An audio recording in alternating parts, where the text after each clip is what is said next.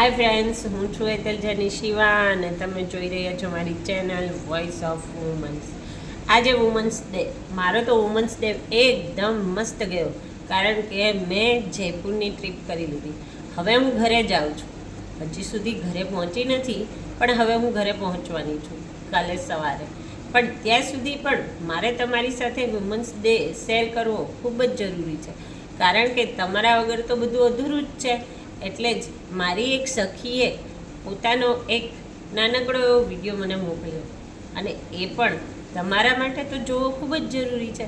કારણ કે સ્ત્રી પોતાના વિચારો વ્યક્ત કરે ને, ત્યારે એ કંઈ ને કાંઈ સંદેશો એમાં આપણને આપતી જ હોય છે.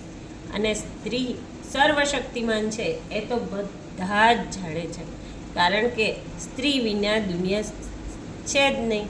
અને મને ગર્વ છે કે હું એક સ્ત્રી છું, કારણ કે મારામાં સર્જન કરવાની શક્તિ પણ છે અને વિસર્જન કરવાની શક્તિ પણ છે. એટલે આ ગર્વ તો તમામ સ્ત્રીઓએ લેવો જરૂરી છે.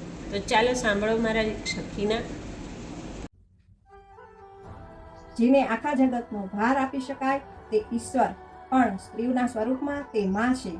જેના વગર રહી ન શકાય તે શ્વાસ છે, પણ સ્ત્રીઓના સ્વરૂપમાં તે પત્ની છે. જેના સાદ સામે પ્રતિસાદ મળે તે પડઘો છે, પણ સ્ત્રીના સ્વરૂપમાં તે બહેન છે. જેના આવવાથી ઘરમાં આનંદ આવે તે લક્ષ્મી છે, પણ સ્ત્રીના સ્વરૂપમાં તે એક દીકરી છે. જેના આવવાથી અંધારામાં પણ અજવાળું આવે તે પ્રકાશ છે, પણ સ્ત્રીના સ્વરૂપમાં તે પુત્રવધુ છે.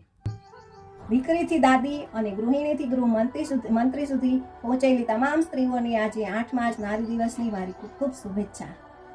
જય ભવાની, જય કંતાર.